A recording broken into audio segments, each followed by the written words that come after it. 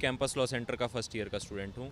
राय देखिए, राय तो आपको एक तरफ़ा सभी स्टूडेंट्स की, सभी छात्रों की पता लग रही होगी कि इस सरकार के झांसे में आने को अब ये स्टूडेंट्स दिल्ली यूनिवर्सिटी के या इस देश के तैयार नहीं हैं।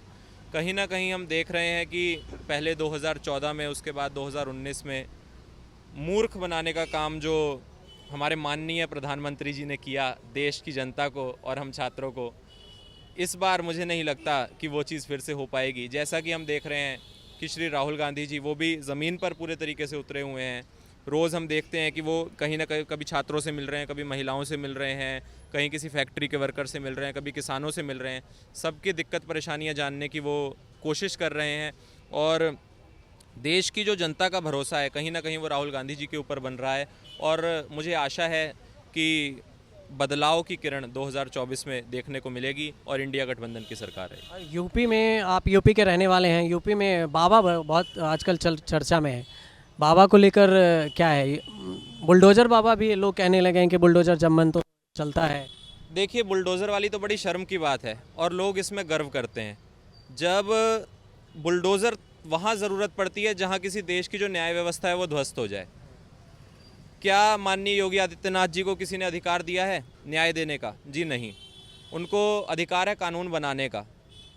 वो तो सीएम है, कहते हैं न्याय क्या है, वो अन्याय के खिलाफ ही तो बुलडोज़र चला रहे हैं, ये कहते हैं। तो फिर जो हमारे यहाँ इतनी सारी कचहरियाँ, कोर्ट बने हुए हैं, बंद कर देते हैं। जितने हमारे न्यायाधीश हैं उनको छुट्टी पे भेज देते हैं। ऑर्डर तो कोर्ट से ही लाते होंगे।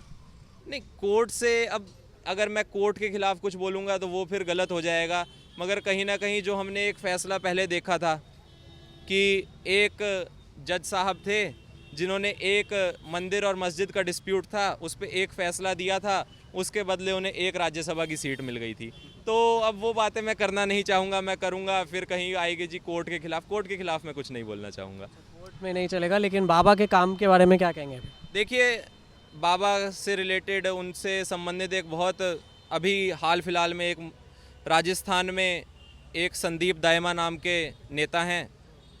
यूपी के मुख्यमंत्री योगी आदित्यनाथ जी स्टेज पे बैठे हुए हैं और संदीप दायमा ने बयान दिया कि जी इस क्षेत्र में जितने गुरुद्वारे और मस्जिद हैं वो हमारे लिए नासूर हैं, इन सबको उखाड़ के फेंक दो।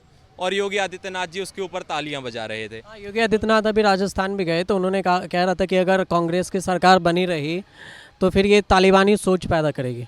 देखिए, मतलब मैं जो बात कर रहा था कि गुरुद्वारों को और मस्जिदों को इस तरीके से कह देना कि इनको उखाड़ फेंकना चाहिए, और एक भारत के सबसे बड़े सूबे का मुख्यमंत्री स्टेज पे बैठ के इस बात पे तालियां बजा रहा है, तो शर्म आनी चाहिए बीजेपी को, आरएसएस को, और उनका जो छात्र संगठन है अखिल भारतीय विद्यार्थी परिषद, उसमें जो अगर कोई भी अल्पसंख्यक स्टूडेंट है तो उसको भी शर्म आनी चाहिए। उसको आज इस्तीफ़ा दे देना चाहिए कि ऐसी सोच के साथ वो खड़ा है, ऐसे लोगों के साथ वो खड़ा है जो कहते हैं कि हम गुरुद्वारे और मस्जिदों को उखाड़ के फेंकना चाहते हैं।